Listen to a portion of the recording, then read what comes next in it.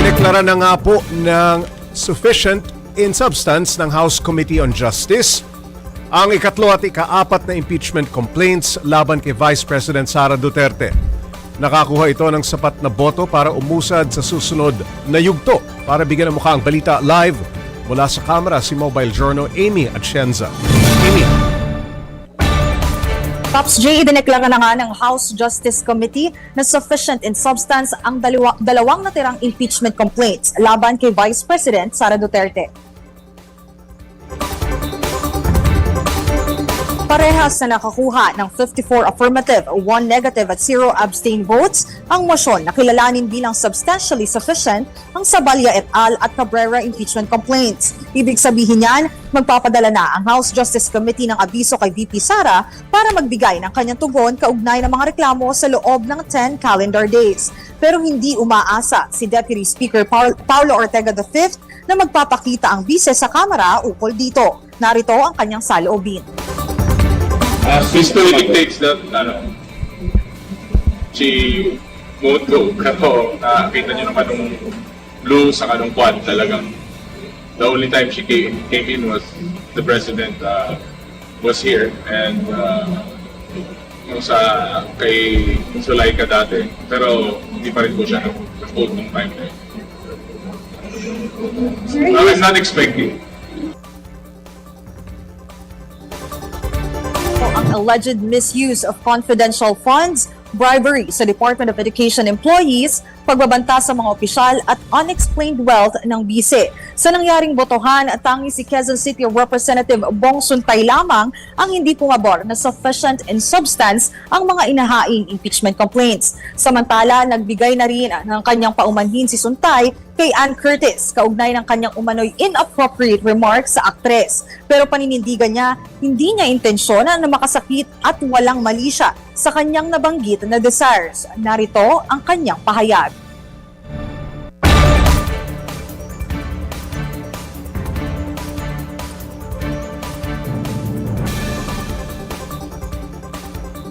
Walang malis doon sa nanais nating gawin doon sa statement na yun. Ayaw natin makasakit with that analogy. But kung may nasaktan, humihingi tayo ng dispensa. Kay Miss Ann Curtis rin, kung nasaktan siya sa Senate, there was, ulitin ko, there was no malice intended at tayo humihingi ng dispensa sa kanya. Pops J, sakali mang hindi tumugon si VP Sara ay magpapatuloy pa rin ang komite na talakayin ang final grounds para sa kanyang impeachment. Pops J? Amy, ilang araw meron ang bise para tumugon dito sa reklamo sa kanya? Pops J, simula na magpadala ng notice itong House Justice Committee ay magbibilang sila ng 10 calendar days para nga makita at marinig ang pahayag ni Vice President Sara Duterte. Siya mismo yung bibigyan ng notice nitong Justice Committee para nga maipaliwanag niya yung kanyang panig patungkol dito sa mga impeachment complaints na inihain laban sa kanya. Amy, may pahayag na ba ang kampo ng bise kaugnay dyan? Yes, Pops J, kanina naglabas na rin ang pahayag si Attorney Michael Powa na siyang ang spokesperson nitong legal team ni VP Sara at nasabi niya naman na dadaan sila sa tamang proseso pagtungkol nga dito. Hindi pa muna sila maglalabas ng kanilang saloobin sa media dahil gusto nila ay nasa tamang proseso ang kanilang gagawin dito. So, i-review lang din daw muna nila yung mga naging proceedings ng House Justice Committee pagdating nga doon sa naging pagdinig nila sa sufficiency in form and substance anong mga impeachment complaints laban kay VP Sara. Amy, pagkatapos tumugon ng bise, anong mangyayari sa impeachment process? In case, Pops J, na tumugon naman itong si VP Sara, ay magpapatuloy ang House Justice Committee na tingnan pa rin yung final grounds para nga sa impeachment ni Vice President Sara Duterte dahil dalawa itong impeachment complaints. Titingnan nila kung ano nga ba yung mga grounds na nakapaloob doon sa dalawang reklamo ang nararapat na isama para nga din ma-discuss nila yung probable causes at mailagay nga sa articles of impeachment yung mga nararapat at impeachable cases nga na ginawa ni VP Sara. Amy, doon naman sa issue ni Congressman Suntay, balikan natin. Bakit niya ba yun nasabi tungkol kay Ann Curtis? Kahapon, Pops J, tinatalakay kasi ng House Justice Committee yung third impeachment complaint laban nga kay VP Sara at isa nga doon yung threats na ibinibigay niya sa Pangulo, sa First Lady, maging kay former House Speaker Martin Romualdez. At parang sinasabi kasi dito, ang pinupunto dito ni Bong Suntay ay yung sa imaginations nga lang daw at doon niya na nasabi yung remark niya kay Ann Curtis na nung nakita niya ito sa Shangri-La, parang may nag-alab daw, may desire daw siya doon sa actress. Pero narinig na rin naman natin, nagbigay siya ng pahayag at nagbigay na rin siya ng kanyang paumanhin doon sa mga nasaktan dahil nga dito sa kanyang naging statement. So technically, Pops J, yun lang naman yung naging storyline doon, pero may narinig nga din tayo kasi na sinasabi niya rin na wala naman daw talaga siyang intensyon na bigyang mali siya yung imagination or itong desires na binigay niya sa actress. Kahapon, Amy, tila ayaw niyang mag-sorry. Bakit nagbago ang kanyang posisyon?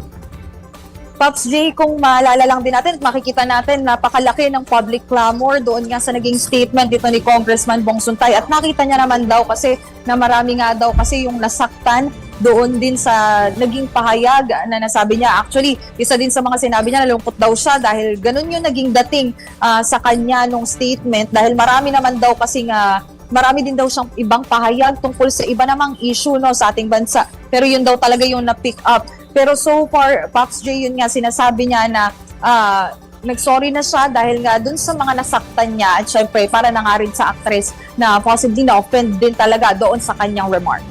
Amy, may reaksyon pa ba dyan ng ibang mambabatas? Pops J, kanina nakita natin dito si Representative Sara Ilago na siyang kinatawan ng Gabriela Women's Party at syempre sinasabi niya dito na titingnan nila yung possibility na mag-file din sila ng ethics complaint laban nga kay Congressman Bong Suntay. Pero syempre aabangan natin yung magiging developments dyan. Kanina Pops J, may narinig tayo dito na maging yung kapatid ni Ann Curtis naman na si Jasmine Curtis Smith ay pupunta din dito para nga mag-file ng kanyang complaint laban kay Congressman Bong Suntay. So marami pang abangang developments tungkol dyan pero marami na rin talagang female leaders dito mismo sa Kamara ang nagsabi na offensive maging yung statement or yung motion ni Representative Isabel Zamora na i-strike down mismo yung pahayag na yun ni Congressman Suntay ay talagang kinoconsider natin na naging offensive nga ito lalong-lalo na sa mga kababaihan. Pops J. Maraming salamat, Mobile Journal, Amy Atienza.